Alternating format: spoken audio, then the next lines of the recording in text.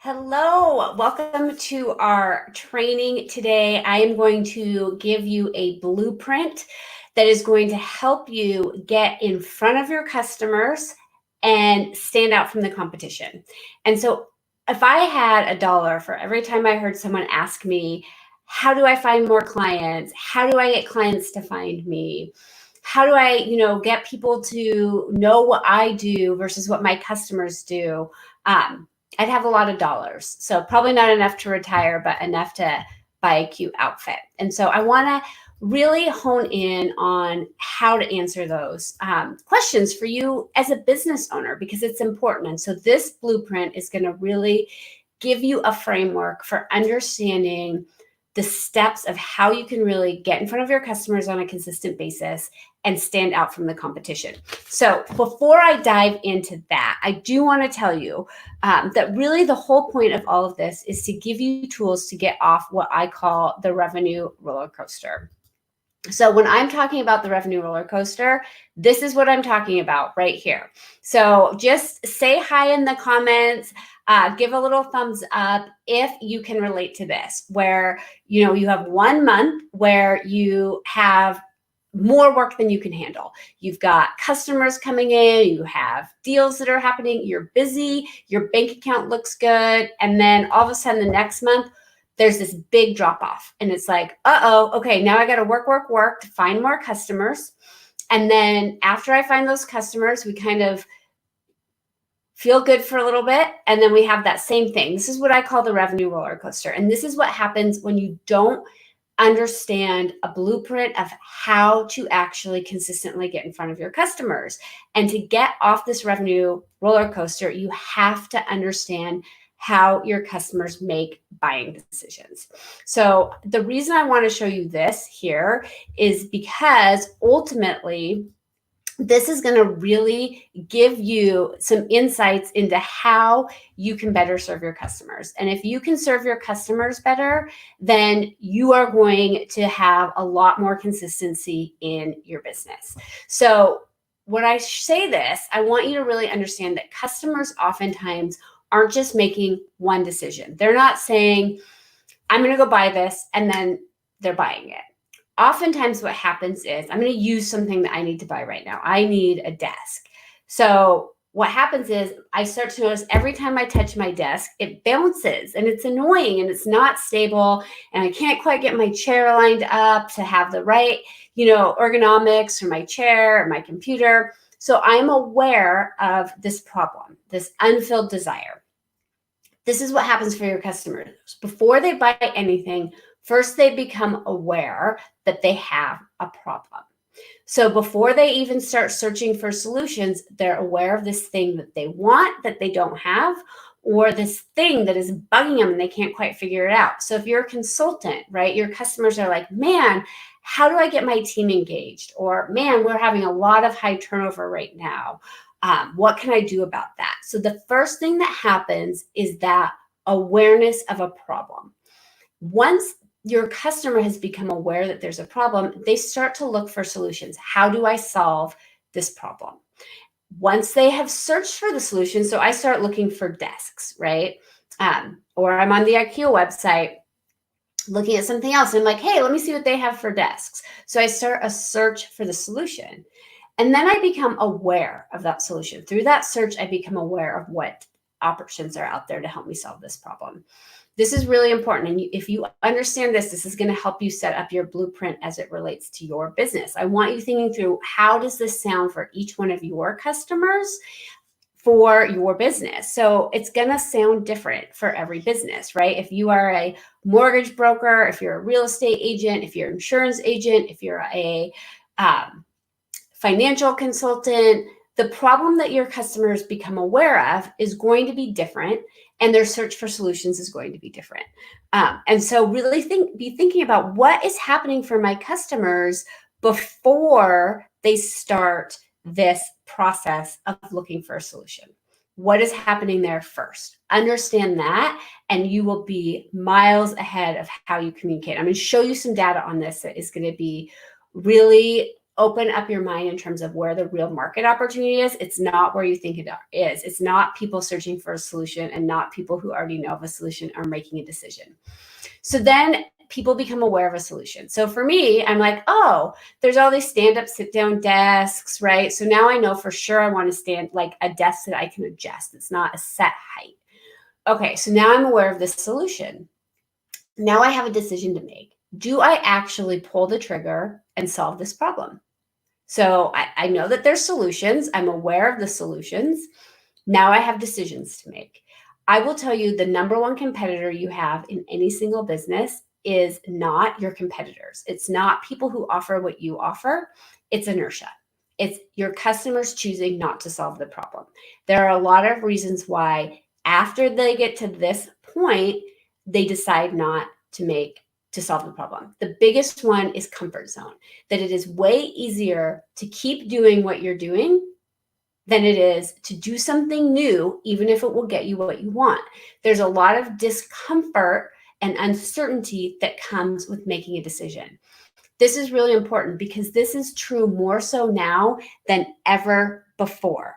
And if you can really understand that what's happening is your customers become aware of a problem. Man, there's not enough room in this house. Or, geez, I would really like to have a bigger yard.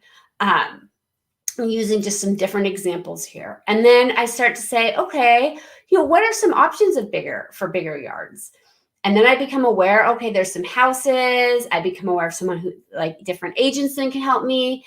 Maybe find a house. Maybe I go out and look for houses. But then when it comes down to pulling the trigger, all of a sudden I'm overwhelmed with what it means to implement that decision. So for example, it's like, okay, now that I know how I'm going to solve the problem, is it worth it? Right? I'm going to have to pack up all of my stuff and move. My kids might have to change school districts. Am I getting a good price? All of the questions and doubts start to seep in.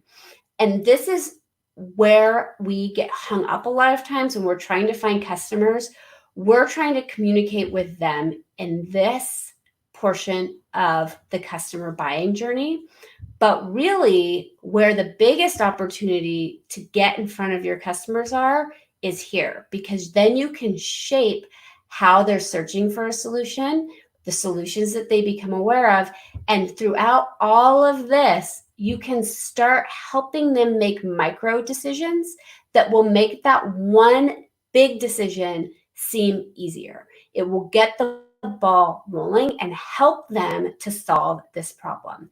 If they haven't made any decisions up until this point here, that decision is going to feel overwhelming. And when customers feel overwhelmed, more often than not, they choose to do nothing. And so if you can't communicate with them through up here, you're going to be way behind the game.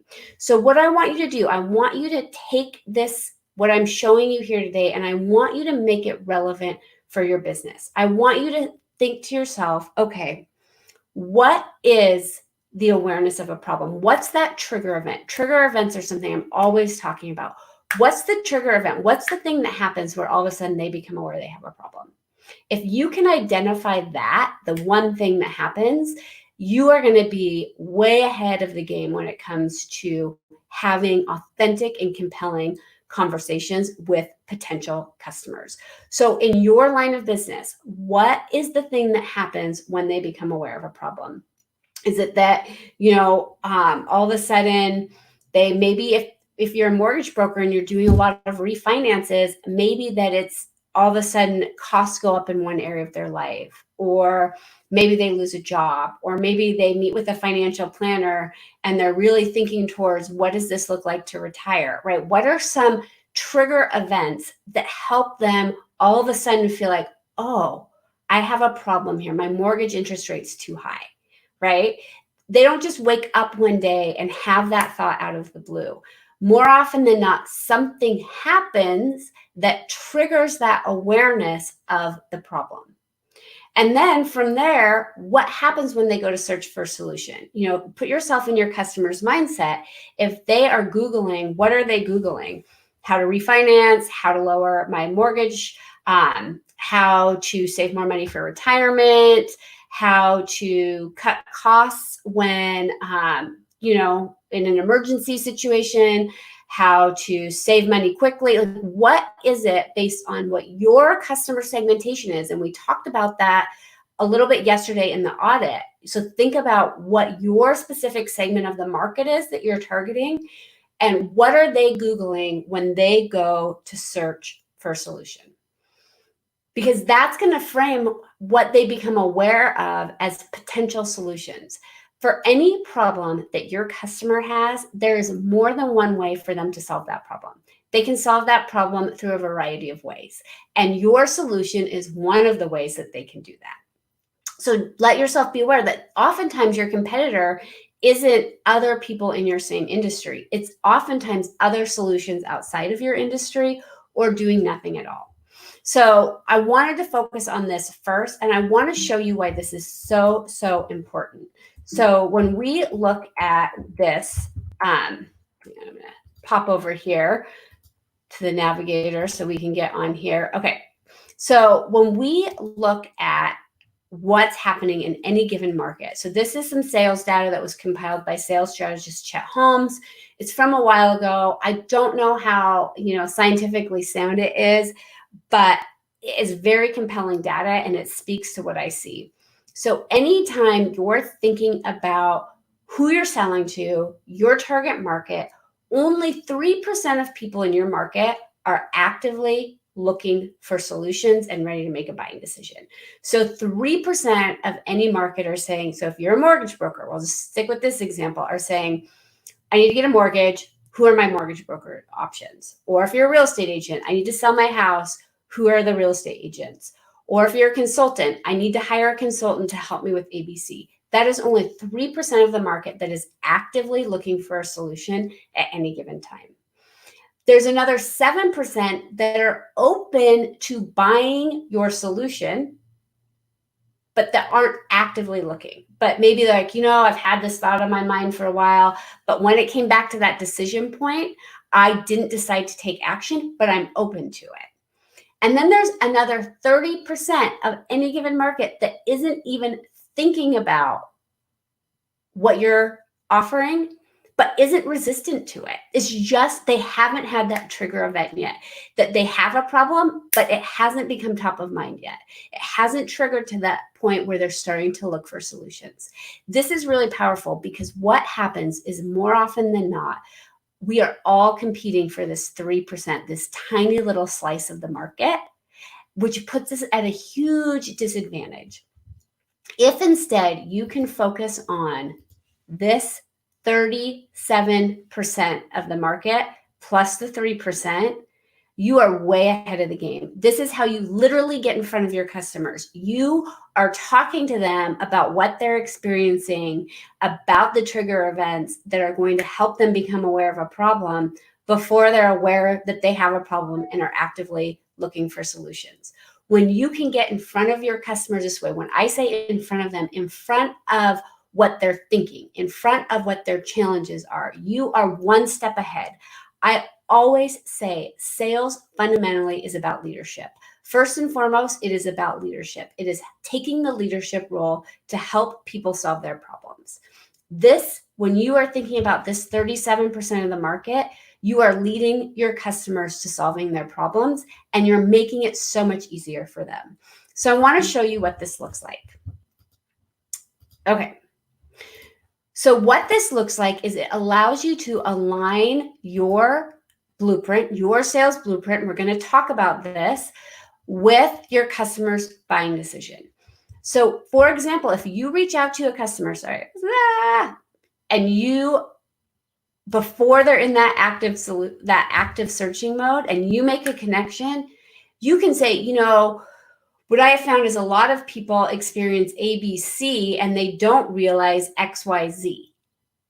Or did you know that ABC can do XYZ? You can position when you know what your target market is and you know what those trigger events are, you can position that when you reach out to people.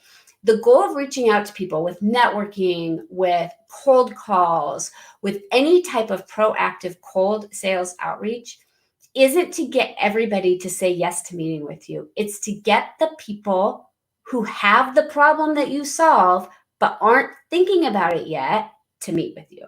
So where we kind of get stuck and make the biggest mistakes is that we focus on that 3% of the market only. And so we're basically using all of our sales efforts to find people that are actively buying, which means they're already actively looking for other solutions and talking to your competitors. Or we try to get everyone to agree that they have this problem. In the middle there, if you are trying to connect with people who have your problem, who have the problem that you solve, who have a desire for the solution that you offer, but they're not actively looking yet, that is the goal of sales. You're not going to know. The better targeting you do, and I talk about this a lot, but we're not going to spend a ton of time on it. This is just important for you to understand conceptually, is that the more you target, the better you can get better at figuring out who those people are. But you're never going to have 100%. You're not going to reach out to everybody, even if you have the best prospect list in the world, and everyone's going to say, yes, I have that problem. That's okay, right? The secondary goal outside of leadership is to check for alignment and fit. And when there's alignment and fit, make it easy for your customers to make a decision, to not get stuck in that inertia, because that's what happens so often. So this is what it looks like. So, right, we're talking about here, you make a connection and you help that customer become aware of a problem or an unfulfilled desire. And then they're like, you're offering the solution simultaneously. So they learn about the problem and the solution at the same time. So you skip a step for them. So they get to be ahead of the process, spend less time trying to solve that problem. And then they can make a decision. Do I want to solve this problem? And then do I want to solve this problem with you at this price point, or whatever it is that your process looks like. So what I want you to do is I want you to create a blueprint that aligns with your customer's buying journey. Because when you create this, when you create your own sales blueprint that's relevant for your business and relevant to your customers, you are going to be positioned to get in front of your customers before your competition, which is going to make it much less likely that you're going to end up competing on price. And this is really important. A lot of us work in highly commoditized industries, right? There's a million real estate agents. There's a million mortgage brokers. There's a million insurance agents. There's thousands of consultants doing what you're doing. So how do you differentiate yourself on something other than price? If you can help them become aware of the problem while positioning the solution, you are not going to find yourself competing on price as often. This is very, very powerful. So how do you do this? I want to show you some examples. It's going to look a little bit different for every business, but you have to figure out what is the blueprint for how you interact with customers, right? So this is one example of what that looks like right here. So you're going to have, if this is as a consultant, for whatever reason, you're going to make a connection with a referral or with a customer. Maybe it's through a referral. Maybe it's a lead coming in. Maybe it's somebody that you met at a networking event. I want you to outline this. So what is the process, right? The very first interaction that you have, and then what happens next? And align it with your customer's buying journey, right? I want you to understand what these steps are in your business. One of the biggest mistakes that people make is they go right from connection to selling. There are other steps that oftentimes need to happen, right? So there needs to be maybe a needs assessment or discovery session. We talked about that yesterday. Go back and watch that training if you haven't. Then you're going to deliver a proposal. Then there's going to be a negotiation, right? Then maybe other people need to get buy-in. Map out everything that needs to happen in this process. It is going to make it so much more effective for you when you're having conversations if you have this blueprint. And again, I want to go back to this. The blueprint always needs to map back to the customer. What is the customer's buying experience? So how do you get in front of each of these for your customers? This is how you build out your blueprint. You say, okay, what's the triggering event that's going to happen for my customer? What's a conversation that I can start? How can I bring this problem to their attention? How can I be a resource to help them solve it? And then, okay, they're going to search for a solution. How can I present a solution to them before they're actively looking in the marketplace? How do I help them make a decision? How do I help them implement that decision? These are the questions that you need to be thinking about to shape your own sales blueprint. Every sales blueprint is going to have that initial connection, right? And there's going to be different parts. A well-balanced business has incoming leads coming out or coming in, and it's also generating leads through outbound proactive efforts. You want to have both in your business. So think about, okay, if somebody calls me because of some ads that I've run or from a referral, what's the process? If I'm reaching out proactively, is it a cold call? Is it a cold email? Build that out. Think about those things. And then once that initial, so how's the initial connection happen? And then what happens next? After the initial connection, what's the next step? And then after that, what's the next step? After that, what's the next step? I want you to think this through until you get down to initiation of the project. That is how you will build your blueprint. What's the next step? What's the next step? What's the next step? Very rarely is it I meet somebody and the next step is I deliver a proposal or they decide to do business with me, right? If you're an insurance agent, if you meet someone and they send you a referral, the first step is you're going to have a conversation. What are your needs? What's your current policy? What are your goals? What's important to you? Okay, right? Like you're going to have an initial conversation. And then what happens? Then after you have that initial assessment, you're going to go run quotes for them. You're going to find a policy for them. Then you're going to present them with that policy. Then after you present them with the policy, what happens next? What happens if they don't make a decision there, right? Because once you understand this, you can build out the skills and the systems for each one of these steps so they become automatic. This is going to make it so much easier for your customers to not get stuck when it comes to that decision making. So think about this, like what's the next step and what's the smallest step? These are micro steps in a sales process. But when you take the time to understand this and build this out for your business, you are going to be so much more effective in your outreach. I want to show you another example, right? If you're a mortgage broker, a lead comes in. You have an initial conversation. What's your timeline? Are you working with an agent? What's your budget?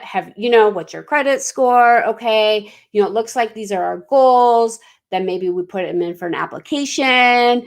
And then once they have the application and they get the yes, right? Then we're going to check in with them while they're shopping for a house or while they're getting their pre-approval. Then how are we engaging with them while they're shopping for a house, right? How do we make sure we don't lose all of that effort that we've put in while they're in the home buying process? What's your communication strategy, right? That could take anywhere from a week to 6 months. So think about this, right? Because when you understand this, you can create a blueprint that is going to position your business for success. It's going to position you as a leader and it's going to position you to better serve your customers.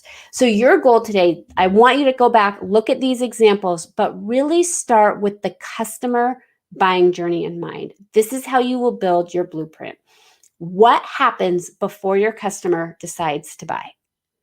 That is the most important question that you can ask yourself. And then when they're searching for a solution, what does that search look like? Not how would you do it, but how are they thinking about it? Because they don't have all of the information that you have.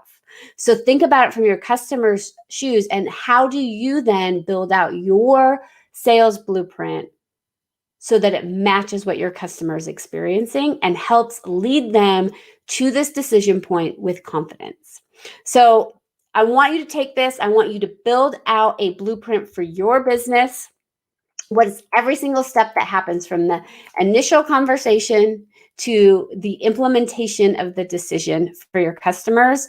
Write it down, right? Write down every step. You're going to be surprised how many steps there are. But when you know it in advance, it makes it so much easier to walk people through this process with confidence and ease. You can say, okay, here's what's happening next. Clarity is what people buy. they buy clarity and peace of mind. And so if you can give them that through the process where they're not having to guess what happens next, they're not having to wonder if they're doing things right, you are going to win a lot more customers. And if you focus on that experience of what happens when they become aware of a problem, it's going to put you in front of your customers so you can lead them, and it's going to help you stand out from your competition. So I want to let you guys know the doors to Double Down Club are officially open. They're only open until tomorrow at 9:00 p.m. If you are on this revenue roller coaster, if you're having good months and bad months, but you want more stability, you want more consistency in your business, Double Down Club can help you. You will get one new strategy a month that is going to be actionable so that you can implement into your business in just 1 hour a week. And that strategy that you implement in your business will help you get at least one additional client per month. I say at least because you will get more clients than that. I promise you that. But I want you to know that just with one new client in the year, it will pay for the investment in Double Down Club. You can get all of the information on that at www.mytimetoprofit.com/double down. The very first module for Double Down Club is on fantastic follow-up. Follow-up is a critically successful or critically important element for anyone who does sales. It is where people lose most of their customers. And if you can win more customers through that follow-up process, you are going to see huge gains in your revenue for 2020. I'm going to outline for you everything you need to know to have successful follow-up in your business, give you follow-up scripts. You're going to have the opportunity to get feedback on those scripts, get those customized for your business. So again, that's www.mytimetoprofit.com/double down. The doors for enrollment are open until tomorrow at 9:00 p.m. That's Thursday, April 30th. We're going to kick off on May 1st. Everyone's going to kick off with that first module, learn together, get the support, and really focus on doubling your revenue and growing your business in 2020. I get it. It is scary to think about setting a goal right now of doubling your revenue when there is so much uncertainty in the world, when people are, not working, when businesses are closed. If you are, any industry is going to be affected by that. The economy, who knows what's going to happen? And it can be easy to say, you know what, I'm going to just write off 2020. But I promise you, if you invest in your business and if you work the steps, you can have a huge revenue year in 2020. It might look different for every business, but there are opportunities to succeed. I have clients that are having some of their best months yet ever this month, which is crazy to think about. And I know that it's possible. So if you want support in reaching those goals, go to www.mytimetoprofit.com/double down club, and I will see you tomorrow.